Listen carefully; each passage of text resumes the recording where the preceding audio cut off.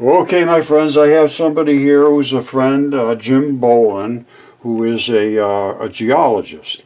And I want him to explain his credentials. He's been following what I've been doing. And as a geologist, he has every right to speak in this realm. And I agreed. We just talked just a second ago. He says, I have some things to bring up that might attack you. Is that okay? I said, absolutely. If you can attack me, attack. So Jim, if you got some attacks, buddy, go for it, buddy. So anyway, this is Jim Bowen. Jim, go ahead and talk to us. Hey, thank you, Roger. I'm Jim Bowen. My background is in geology, both construction geology and environmental geology. In the construction part, I was mostly concerned with the condition of a foundation for supporting a building, a large building, dam, bridge, or that kind of thing. And for environmental geology, I was interested in location of contamination that impacts soil and drinking water. I didn't dwell a lot in paleontology or sediment stratigraphy other than what that sediment may have had to do with supporting of a building. That was in fact the engineering geology aspect. So I'm ready to work with Roger. I think he's got some very interesting ideas. Go ahead, Roger. Well, I was wondering if you had something that you could point to that we could discuss that you think I might be having wrong. Okay. Go ahead. I believe I'm a creationist. I believe in creation as the Bible lays it out, and I know right off the bat that's going to conflict with mainstream geology. But I'm rectifying that in my mind as we go along.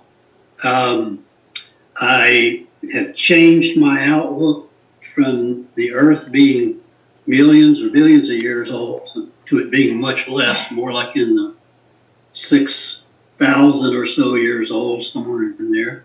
And a lot of what Roger's showing me helps me in that regard. So go ahead, Roger. All right. Well, I think you agree. You understand about Typhon in the desert here, the big gigantic dragon attacking the fish, right? Right.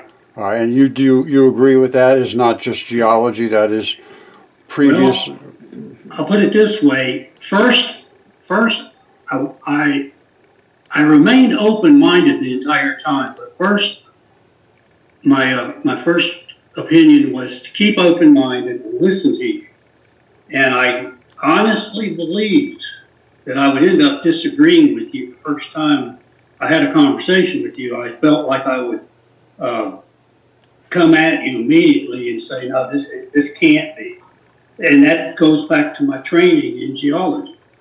I was convinced that what you were showing me was physical geology, and it agreed with what's taught in school. Now I'm beginning to see what you're saying about the biological aspect to what we see here, like especially here in Typhon. Yeah, well, not. It's so obvious now. The deeper I get, and the more I look, the deeper I get. Now, and everything is like that. I'm learning to learn more. And I show the throat going all the way down and spitting out all this really nasty stuff I just showed a second ago. And if anybody wants to go back and look at nasty, they can go back. Now, he spit this down at this fish. And this is the back of this gigantic fish. All right, so if anybody doesn't know about it, I've shown this hundreds of times, literally. And it's this gigantic fish. Now, there's a discoloration in the back, and this is the fin. And the fin it's just a fin. It doesn't have the kind of flesh like flesh, which has a lot of vascular networks in it. And what is vascular network? Blood vessels, veins, arteries, capillaries. even has lymph nodes. And I can show all of those right in this spot on his back. You see where all the stuff came out of Typhon? You know what I'm talking about, Jim, right? It comes, all that black stuff comes down and lands on Typhon's fin. His back is right here. This is the fleshy spot on his back. Now, let's home right in deep and let's look at the actual blood vessels and the arterial network. You see what you're looking at? It actually ate through the scales. Now we're into the arteries, the blood vessels, the capillaries, the veins. All right, you see them? Right. These big ones are where the main supply of blood is. They feed off, each one of these little feeds is called a blood vessel. After the blood vessels, there is capillaries. The capillaries are right here at the very end, and they see them right here, all these? They feed right into the vein network that sucks up all that blood. And it feeds it back up to the heart and the, to be cleaned up and get some more oxygen and all that stuff. Now, I was just looking at this the other day because I said, well, if I can see all of these blood vessels, I should be able to find some lymph nodes. Because the lymph nodes are what protect you from the attacks of toxins. Where do you see this? This black stripe running right down here are lymph nodes. And it's being attacked. Look at this. You see this stuff coming down on that lymph node?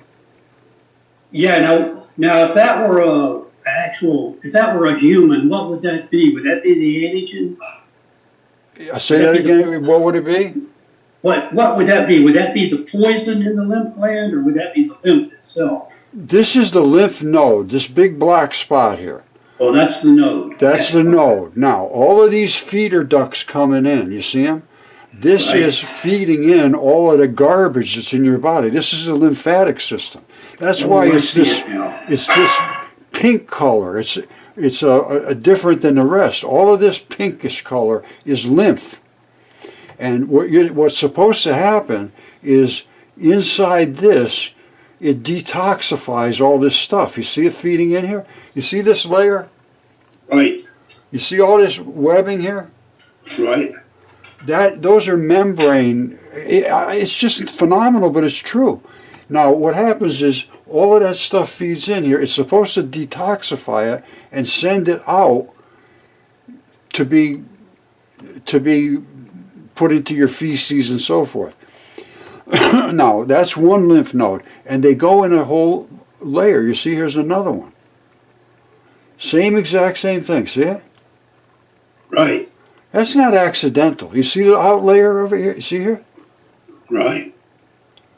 These are lymph nodes on this fish trying to fight back against these toxins that are coming down from this. You see it right here?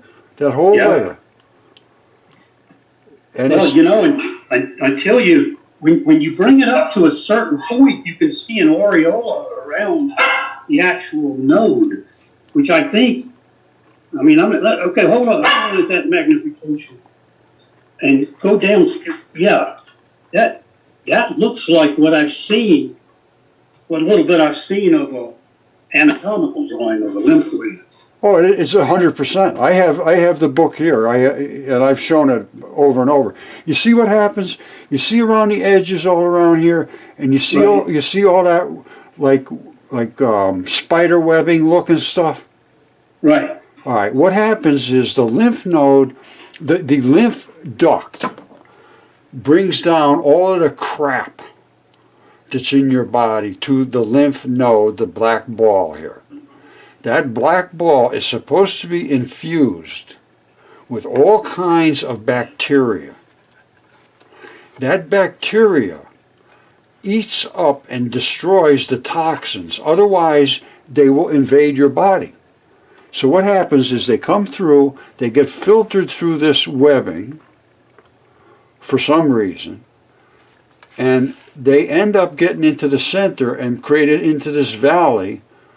And then at that time, they issue out to be sent out into your disposal system, basically. Right.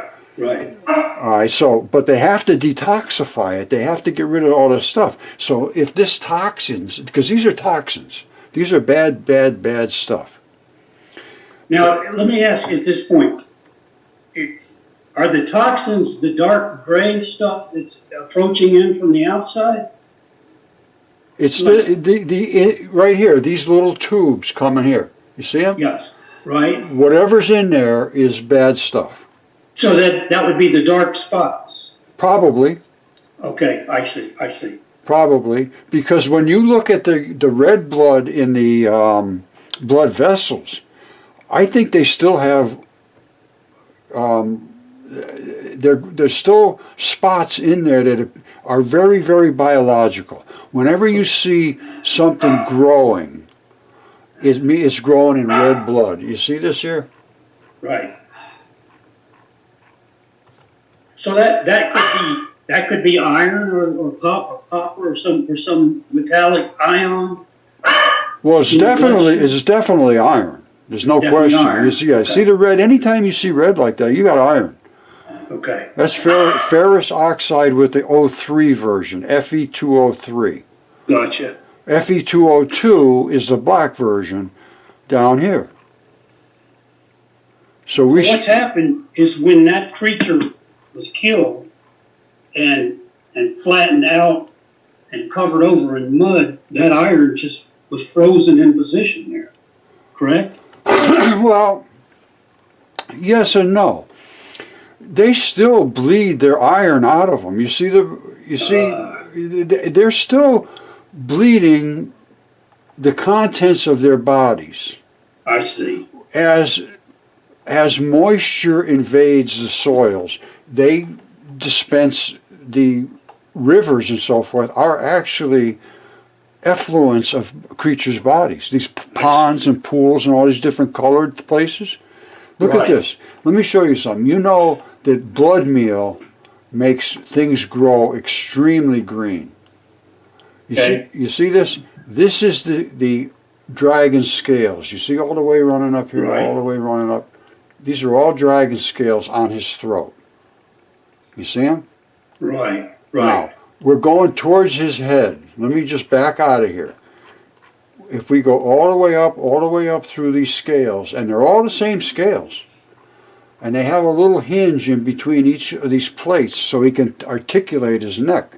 Otherwise, he'd be stuck. He couldn't bend. Right. All right. Now, all of this stuff below, all of this stuff down here is runoff. They call it effluent of a dead, decaying decomposition of a body. But this is his throat. And all of this runoff is bloody black and red blood. That's what happens. Blood is black and red. That's the O2 and the O3 version. Now, we know that he spits stuff out, and it comes out of his beards. You know how they all have a beard? Right. Look it's coming right out of his beard. Right. That is nasty, nasty, nasty stuff. Yeah. And it comes down here. Look at that. Why does nobody talk about this stuff? If you are down on the ground there, you would probably be, where your cursor is, you would probably be in a bed of some type of sandstone, I'm guessing, because it would be cemented with iron oxide. Does that sound correct? Well, they're conglomerations of all kinds of different minerals and silicates and, whatever washed in there or originally was there. Because here's the deal. Now, you're a geologist. You know that there's all kinds of different names for stones. And a lot of them have very similar characteristics. Like plagioclase is, what's plagioclase is aluminum oxide silicate, I believe. I don't have it right in front of me, but all right, well, let me tell you. Plagioclase and plagioclase, and one is a calcium silicate, the other is aluminum silicate. Correct. That's correct. All right. Now let me tell you something. All of my mud fossils, virtually all of them, are coated with feldspar. You know what that is? Yes, right, That is an aluminum silicate. right, 100% of feldspar is based on aluminum silicates. Now, they are right next to each other on the periodic table. Aluminum and silicon are one orbital away. right, Now, they somehow fused with collagen because all of the membranes are made of collagen, and every single membrane will turn to feldspar. okay, I see. You follow See, me? I don't know what kind of anatomy collagen is. I mean, I think it's sort of a tough fat, isn't it? It's a fatty lipid. But A fatty lipid, okay. Yeah, Okay. but there's 28 different types of collagens, and it depends on where they are in the body. But let me finish up with this. What I was talking about was the red blood. Now, Right, red blood has the nitrogen basically, which makes plants grow extremely green. And feather meal is the same stuff, only feather meal doesn't react so quickly. It sort of lingers, whereas the blood meal really pops. And boy, I tell you, it makes things green. You know about blood meal making things green? yes, I believe so, yes. All right, now you could buy it, and it does make things green, and it makes them grow very, very vibrant. Now, so here we are with Typhon's head. His whole body and all that flashy stuff that runs down the dragons and China and all that. Right down here, you see this black spot Right, and this red spot, and this, Right. you see this green spot. right. What the hell's a green spot doing in the middle of the desert? Yeah, good point. Good point. What is that doing there, man? Well, Yeah. guess what? It's his neck is cut, his throat is cut by Zeus's great and mighty sword. I'm telling you. Right, And that is blood still running out from his great and mighty gash. I got it. All right, and then Well, this is right here. You can see the red blood is all piled up here in the desert, and you see all these little growths or whatever they are. They are living on red blood. Makes things grow green. It's just what it does. Right, And wherever you see all these little clusters of plants, all over the prairie and so forth, you just see, well, there's one over here and one over here and one over here. They're sort of they're spread out kind of evenly. They're growing on some kind of tissue. The whole earth is made of creatures' bodies. right, right. I cannot account for it, Jim, other than to say that the ancient texts talked about the earth being made of creatures' bodies. Right, Like Ymir was the Norse god who was supposed to, his head or something, his body, his flesh or something, created the earth.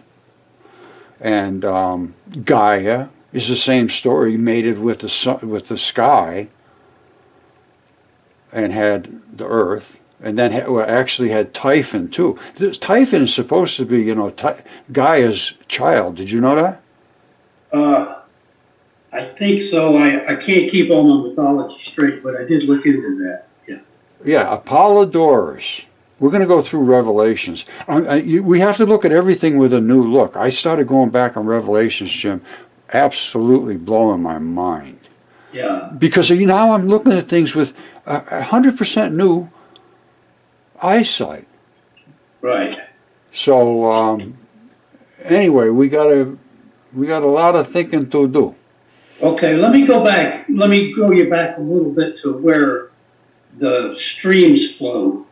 And when you were running your cursor and showing me where the stuff was running out of that animal. Oh, okay. I'm sorry. I get caught up and I lose track. What it is what I was going to show you is the text that talks about this. Because we know that Typhon has a very red, flashy eye. You see his eye there? Red and all flared back. Yeah. You see it all running back here? Right. All right, his hair is all unkempt and flashy and fluty. It's running all over the place. Right. His body runs all the way across North Africa. Right. And this is still his tail. And again, all of this stuff is running off. This is decomposing flesh. Right.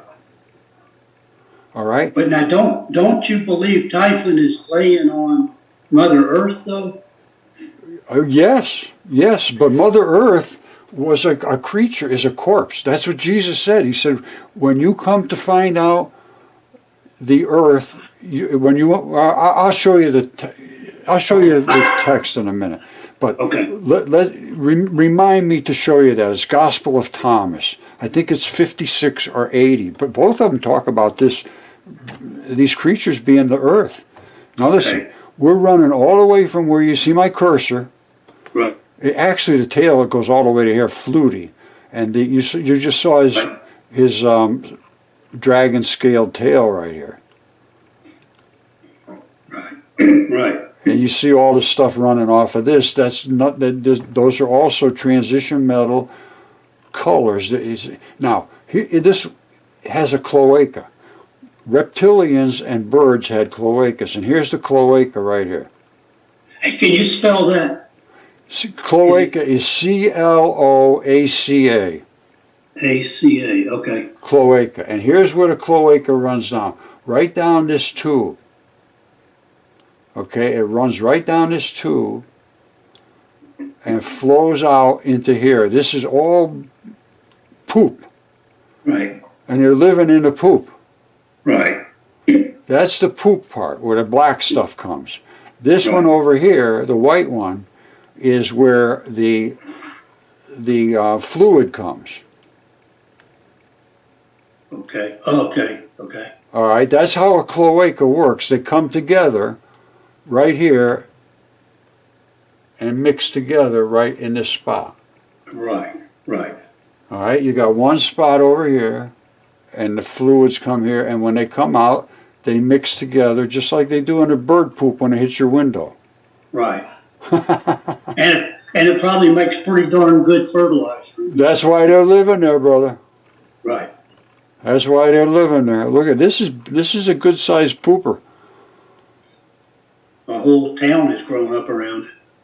Oh yeah, they know where the fertility was. Now, did they know what they were doing here, or just got lucky? Right. But that's the cloaca. There's no question in my mind. I have found it in all of them, and I mean bigger than this. Now, so we know this. He starts over here. He runs all the way over. It's like 1,100 miles, at least, probably more. Now let me show you something that Apollodorus wrote. Apollodorus 1.6.3. Hold on. 1.6.3. Now, this is when the gods had overcome the giants. Earth was still more enraged, had intercourse with Tartarus, and brought forth Typhon, a hybrid between man and beast. This is what they wrote about Typhon. All right? They say that when the gods overcame the giants, earth was more enraged, had intercourse with Tartarus, brought forth Typhon in Sicily, a hybrid between man and beast. Now, when they see a hybrid between man and beast, the only thing I see them referring to is his thighs being like a human thighs. They don't say his head, they don't say anything else. Listen. That's why people say, oh, no, he couldn't be because he's got a dragon head. No. They never say anything about his head. It says he was a hybrid between man and beast. Remember that, a hybrid. In size and strength, he surpassed all the offspring of earth. Well, he was pretty big. as far as the thighs, his legs, his thighs. He was of human shape and of such prodigious bulk that he outtopped all the mountains. His head often brushed the stars. He's 1,100 miles tall. Right. That's twice or three times as high as a space station. Right. Now, one of his hands reached out to the west, the other to the east, and from them projected 100 dragon's heads. I have not been able to find that. From the thighs downwards. So all they were ever talking about him being human was his thighs. From those downwards, he had huge coils of vipers. When drawn out, reached all over the place to his very head and emitted a loud hissing. His body was all winged, as I showed you, unkempt, I showed you. Hair streamed on the wind from his head, I showed you. Fire flashed from his eyes.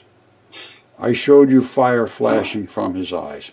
Right. Such and so great was Typhon, when hurling kindled rocks, he made for the very heavens, hissing and shouting at the gods. He attacked the gods. Listen to this. He spouted a great jet of fire from his mouth, as I showed you, actually from his beard. When the gods saw him rushing at heaven, listen to this, man. They made for Egypt in flight. The gods started running like hell. Right. And being pursued, they changed their forms into those of animals. They turned into animals. Now, wait till I tell you about Venus. Wait till I tell you about Venus. Don't let me forget that. Okay. Zeus pelted Typhon at a distance with thunderbolts and slashed his neck. And it goes on about, then Typhon overcame Zeus, cut his tendons and ripped out his tendons, and then Zeus got his tendons sewed back together. He came back and killed Typhon. So they ended up killing Typhon. Right. Now, so what happened was they ended up in Egypt in flight, and being pursued, they changed their forms into animals. So Zeus pelted Typhon with his thunderbolts, and at close quarters struck him down with an adamantine sickle. And as he fled, pursued him closely as far as Mount Cassis, which overhangs Syria. There, seeing the monster sorely wounded, he grappled with him, but Typhon twined about him and gripped him in his coils. Now, wresting the sickle from him, he severed the sinews in the hands and feet of Zeus. Yeah. And he lifted him up on his shoulders, carried him through the sea to Sicily, and deposited him on arrival in a cave. Likewise, he put away the sinews and hid them in a bearskin. This is insane. I've read this. Yeah, go ahead. It's all right. So he set to guard them the she-dragon Delphine, who was half bestial maiden, was set to guard them. But Hermes and Aegipan stole the sinews back and fitted them unobserved to Zeus. So they fixed Zeus back up. Right. Having recovered his strength, Zeus suddenly from heaven, riding in a chariot of winged horses, pelted Typhon with thunderbolts and pursued him to a mountain called Naia, where the fates beguiled the fugitive. So he's in trouble now. He tasted of the ephemeral fruits in the persuasion that he would be strengthened thereby. So he thought he was going to be all right. So being again pursued, he came to Thrace, and in fighting at Mount Haemus, he heaved whole mountains. But when these recoiled on him through the force of the thunderbolts, a stream of blood gushed out of the mountain. Now, they claim it was a different mountain than this, but anyway. And they say that from that circumstance, the mountain was called Haemus, Mount Haemus, which is not, we're at the Atlas Mountains. But anyway, when he started to flee through Sicilia's sea, Zeus cast Mount Etna on top of him, which is in Sicily.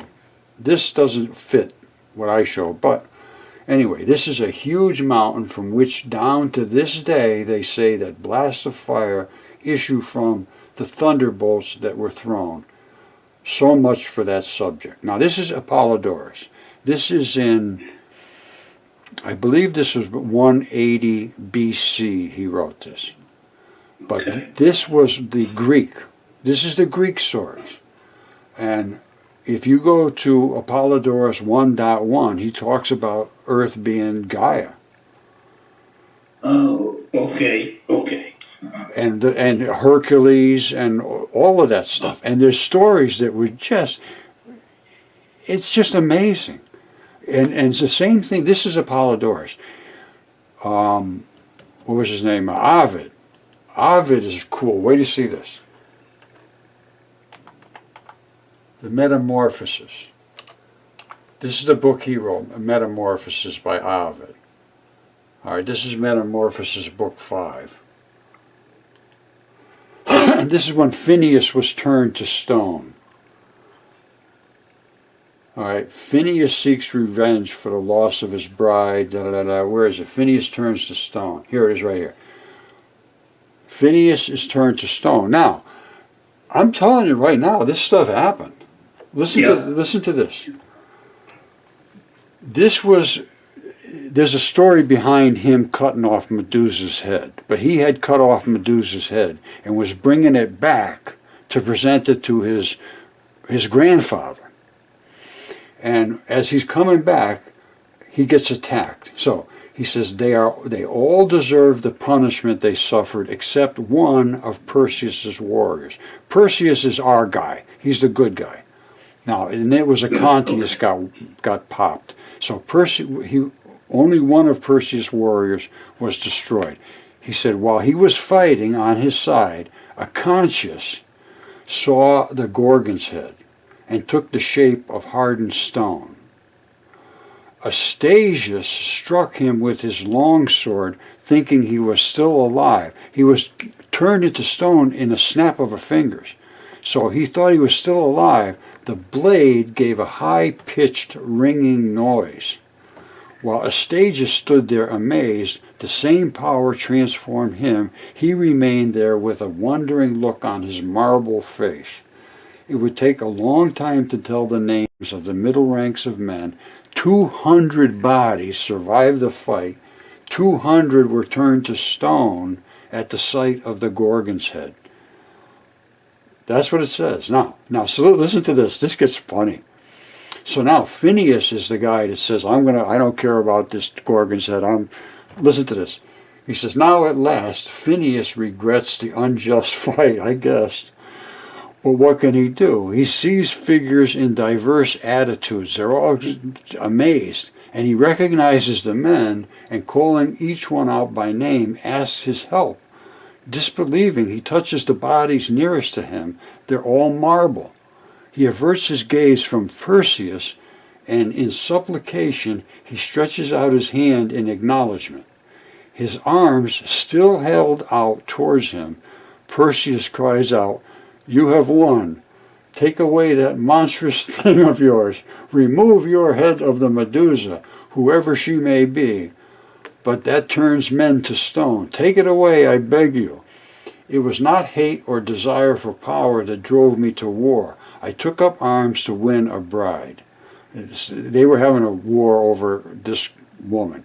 "Your claims were greater than my merits, but mine were precedents." He had precedence over him. "So I do not regret ending it. Give me nothing except my life. Most resolute of men, the rest is yours." He's going to give him everything. Just let me live. So speaking, not daring to look towards him to whom he directed his request, Perseus replied, "Have no fear, most cowardly Phineas. I will grant both what I can grant and what is a great gift to the fearful. You will not suffer the sword. Rather, I will cause you to be an enduring monument through the ages. You will always be seen in my father-in-law's palace." See, he was going back to bring this to his father-in-law. Yeah. My wife may find solace in the statue of her intended. He was supposed to try to take her, so he says, I'll let her see you every day in a marble gaze. Yeah. These guys this just drives me crazy, man. Wait till you hear the story behind him going and his grandfather and Zeus. Oh, anyway. So anyway, he spoke and he carried the head of this woman's daughter who was Medusa to where Phineas had turned his frightened face. As Phineas tried to avert his gaze, his neck hardened, and the tears on his cheek were turned to stone. Wow. Now the frightened face, the suppliant expression, the submissive hands, and the slavish appearance remained in marble. Wow. Isn't this this is just unbelievable. And Yeah. the whole story about him going to take Medusa's head was because he was sent there on a suicide mission. Not a suicide, he was sent there to try to be killed. Yeah. One way thing. A one-way mission. But he prevailed over her by making a mirror out of a shield. And he could look into the mirror and he could see her and he was able to cut her head off. But if you looked at her direct, you were done. Gotcha. So, and all I can tell you as a chemical person and a chemist and all that kind of stuff, a material scientist, the only way that they could turn to stone like that, and it was always their exterior. Well, it was everything, even tears and everything. I just can't explain it, but it's got to do with something with frequencies. And he was looking in the mirror would change the frequencies. That's all I can assume. Okay. Yeah. Yeah. It's got to do something with shaking those molecules and making them stable instantly. Yeah. Yeah. Instantly. Yeah. How that would happen, je ne sais pas. Yeah. Yeah. Yeah. Okay, my friends, as I told you, we're going to get deep into the ancient texts. But before we do that, I want you to realize how against anything to do with the ancient texts and religion and God and so forth. This guy is a religious scholar, professor of biblical studies, Brian Dork. Listen to this. This is from George Fox University School of Theology. The Bible and Interpretation, embarrassing and alluring by biblical giants. He's embarrassed. Here's what he says.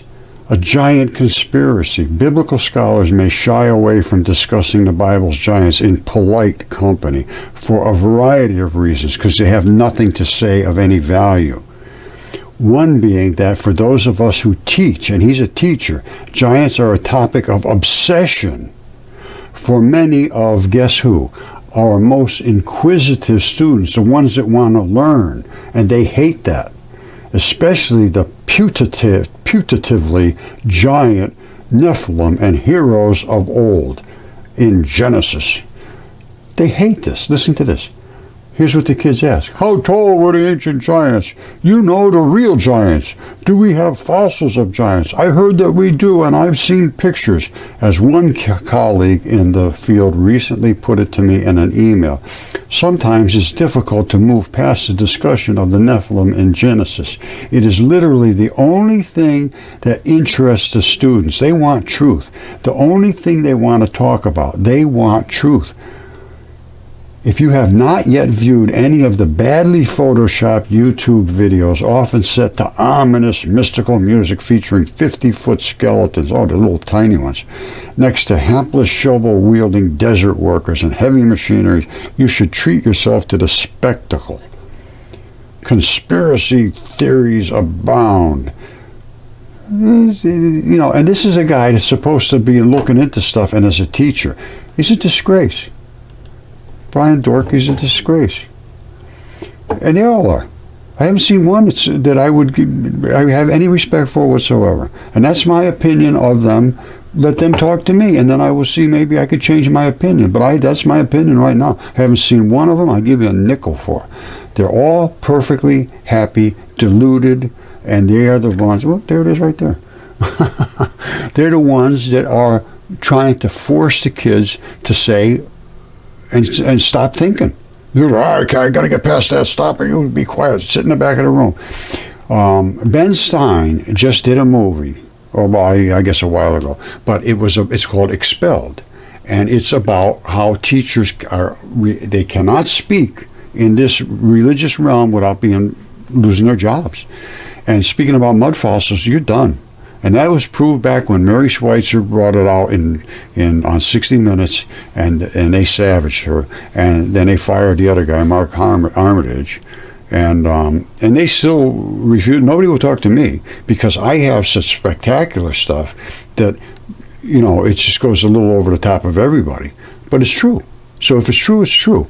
And that's the problem with science now. They don't care if it's true or not. If it's just a little too much for them, then stay away from that. I don't want to hear about it. And even like James Tour, professor down at Rice, big screaming about nobody will talk to me about the origin of life. I said, let's talk. I got all this stuff. I got this CAT scans, DNA tests. I got giants. Oh, no. I don't want to talk to you. I said, why not? You're screaming. Nobody will talk to you. He claims that he has a guy that'll pay for free tickets and movement, hotel rooms and first class this and that and meals and everything just to talk to him. I don't want anything. I just want to talk to him. Do a Zoom on YouTube or something or whatever. But no, not me. I have too much evidence that destroys the things he's saying. And I had it basically out with him. I've had it out with all of them. This guy here, he won't return my stuff. No, nobody will anymore. I'm pretty well understood in this field now to stay away from a Roger, because I own science. I own history. I own physics. Because none of the PhDs or professors I have spoken to will engage. Therefore, until they do, I am the authority. Across the board. Until you respond to me, I own all of these realms. Because I did the work. You people are drones. You have no imagination, no thought process, and as far as I'm concerned, no respect coming your way, my friend. None. See right here, plasma physics. Totally wrong, and I show it actually happening. No question whatsoever. Anybody can stand up to me, a physics person. Come on. Same thing with Bill Nye and Mikio Kaku talking about space and all that stuff. It's a vacuum. The speed of light never slows down. That's absolute incredible nonsense. I want to speak to Bill Nye. I want to speak to Mikio Kaku. Let's talk. I can show light slow down. I can show light speed up. I can show you the photons. And I can do it day after day. Typhon in the desert. They won't talk about that because it blows everything it brings you back into the ancient texts. And it goes back before the Bible, too. It talks about stuff there's things in the Bible that could relate to this. It depends on how you see all these different entanglements of basically religions, spiritual interactions, of knowing there was gods. And when you really understand there's gods, you better please them, because they talk about the next life. And now if there was gods and they really could do all the things they could do, and they had dragons, gigantic dragons and monsters, and all of these things were true. And they said there's another round coming, and if you're not learning in this realm, you're screwed. The next realm will be so much worse. There's people being tortured all the time in wars and things. This is the kind of thing they're talking about. You'll be in that type of an environment. Is all I can take away from it. If you go up, you're getting better. You go down, you're getting worse. And going down means you didn't pay attention in this life. You failed. You failed this life. That's all. And you didn't pay attention to what God wanted you to do, was to learn. That's what I'm taking, and I found that virtually nobody wants to learn, and especially the ones that are the teachers. And it says it right in there, Peter 2.2. You want to see what it says? hold the fort. Okay, we're going to go through all the ancient texts, all the different cultures, all the different stories, all the different similarities, and see if we can make any conclusions. But before we do that, I want somebody to discuss with me. I want some experts, some professionals, some scholars, some PhDs, whoever you think you're smart. I want to discuss with physicists, geologists, historians, and I have all kinds of claims I've made, and I want them to ask me any questions about my claims, any questions about no-toes, about new creatures, new feet that like this.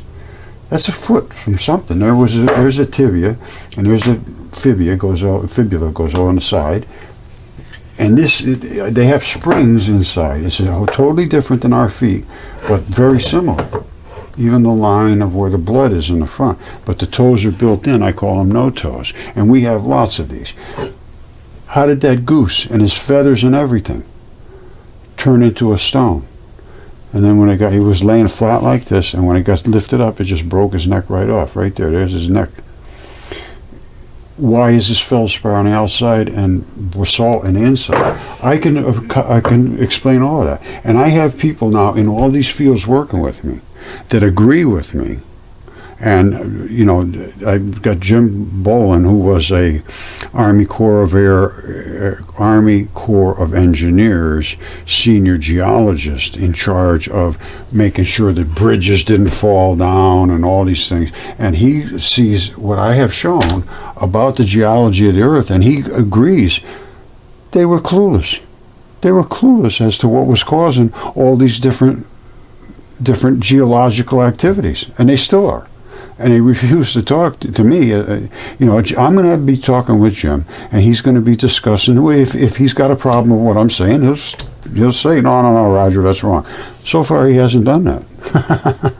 And he's talking about because he was in charge of bridges and all that. And then when they had a lot of water problems, he started to take over, trying to figure out why this water is going to where it's going when it's supposed to just go in the ground. Well, it doesn't. There's all kinds of membranes from creatures in the ground. It doesn't go through the membrane. It goes down this way, ends up a mile down the road popping up. And he says, yeah, that's the other thing. Water would come up, it would go down, it would go sideways. He said, we really didn't know what to think.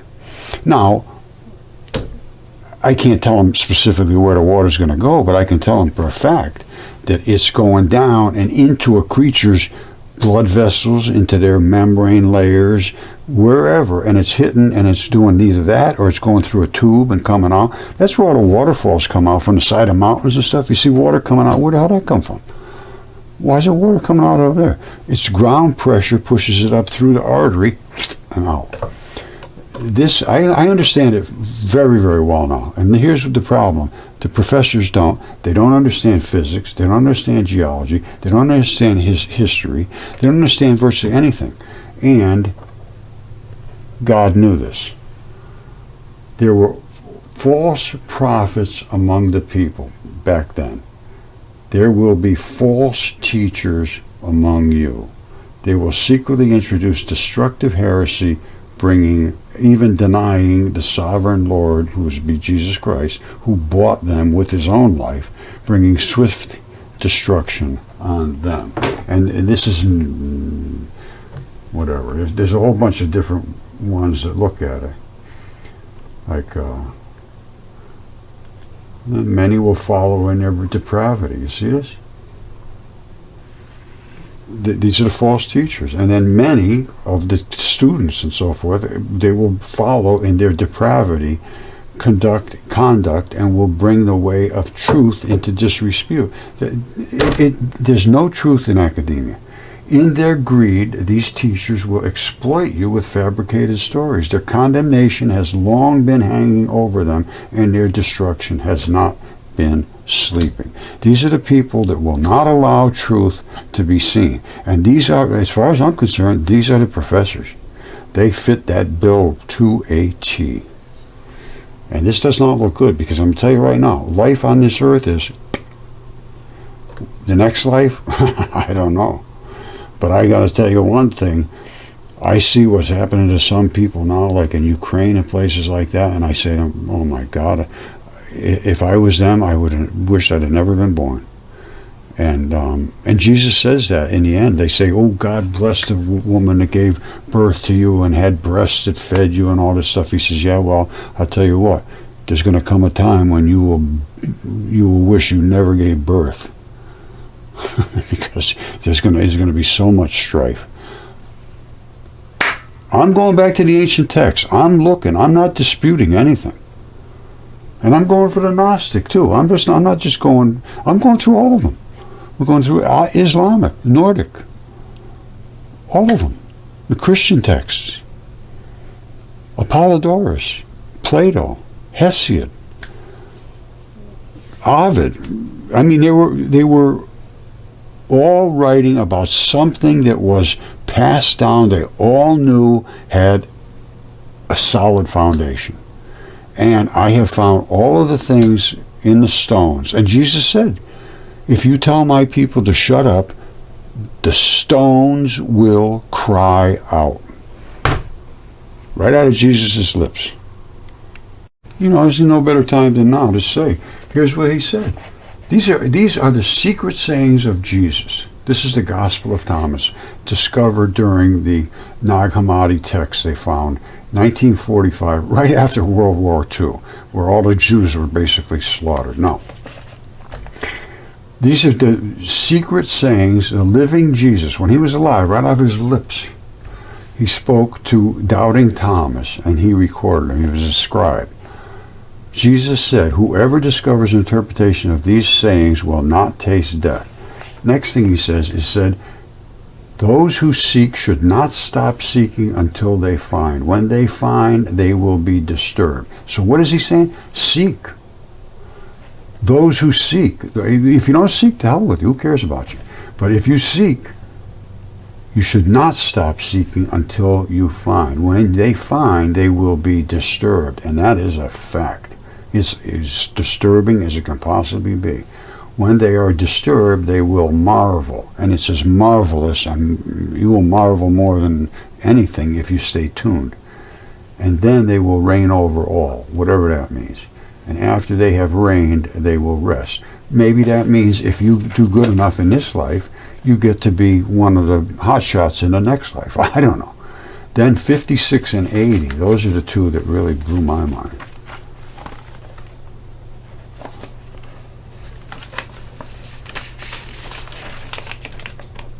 All right, here's 56. Earth is dead bodies, or a corpse, one or the other. Jesus said, whoever has come to know the world has discovered a carcass. And whoever has discovered a carcass of that person, the world is not worthy.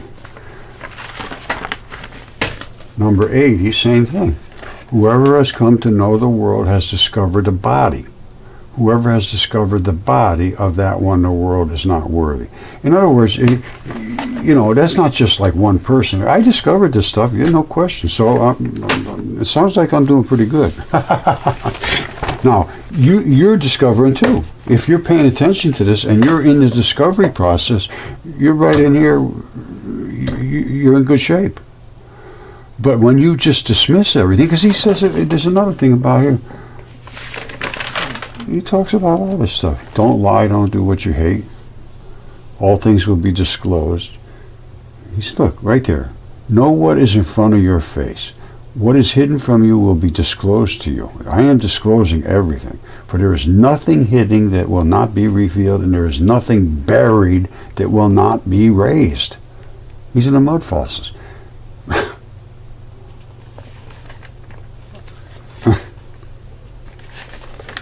I mean, it goes on and on and on. Some of these things are just stunning. I can't understand a lot of them.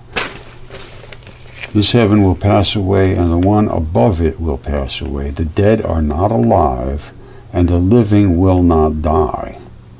During the days when you ate what is dead, which we are doing now, you made it come alive, which is us. When you are in the light, what will you do? On the day when you were one, you became two. But when you become two, what will you do? Jesus was good with the words, man. Anyway, this is, there is so much to consider here, my good friends, that we need to discuss it. But forget about academia. They're lost. They're never going to turn around. It's all been written about. Their destruction does not sleep. And until they turn, some of them might turn around, but I haven't found any. I haven't found a single one that has any interest in anything other than self-interest. That's the only interest I find is self-interest. And that is a disgrace to the students that they are supposed to be saying, I studied everything so that you could get the real truth and honesty. No, they dismiss everything so that they can keep their status and power over these students, and then they just accept their money and say, if you don't do what I tell you to do, I'll fail you. I'll ruin your life. And I'll keep your money anyway, so you better do what I tell you. And then when you get into society, you better keep doing what I told you, otherwise they'll think you're an idiot. All right? So if you don't want that, go sit in the back room. Let me show you something about Ben Stein, this movie. I want to watch this movie. I think I'm going to have a blast watching this. I just popped into this. The oldest religion in the world is insane. Documentary. I'm going to have to check this one out. They are literally, yes, I agree. It's insanity, but is it true? And it is. Typhon in the desert, there's nobody can deny that. Or Quetzalcoatl. It's undeniable. So now we have to deal or run and hide. That's sup to you. Okay, my friends, I can't wait to watch this. I just got this from a good friend. I did watch this. This is the trailer to Expelled, No Intelligence Allowed. This is Ben Stein. And I love him. He's just he's real bland, but just watch this trailer. This is hilarious. Now, he's got a movie apparently that I haven't seen yet, but I did see you can rent it. It's not free, but this is the trailer to it, and this is from AO Vision.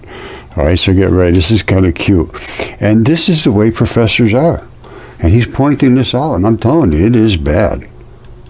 Moving through history in an unguided and undesigned way, the theory of evolution. Excuse me, Yes, Ben. how did life begin in the first place? Mr. Stein, you have the same question every time. Well, you never answered, sir.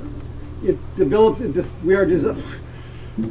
We've been through this so many times. You haven't. Could there have been an intelligent designer?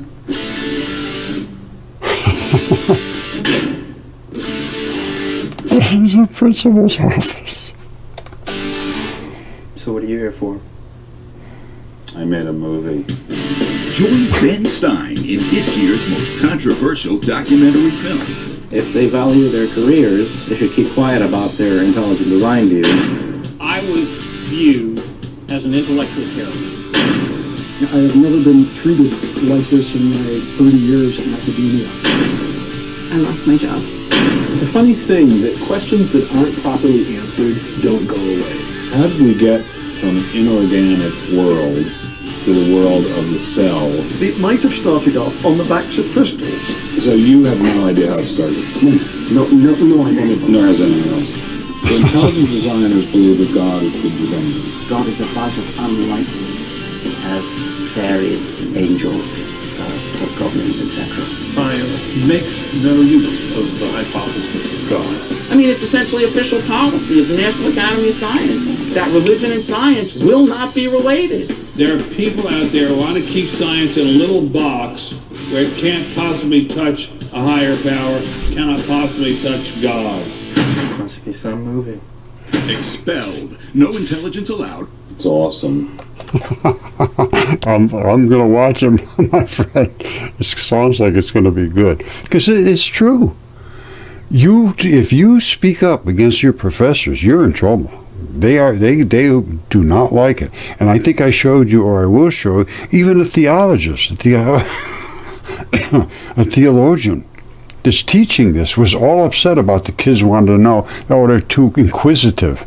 They want to understand about these giants. They're seeing it all over the internet now. I've been pasting this for 10 years, and they've been denying it for 15. I've been putting it up probably close to 10 years now. Well, and my stuff is DNA tested and casting. In 2015, I really finished up with the DNA test and all that. So let's say 7-8 years. And the kids pay attention to stuff that's on the internet. The professors, they just laugh at them, demean them, and put them in the principal's office and destroy their lives for thinking.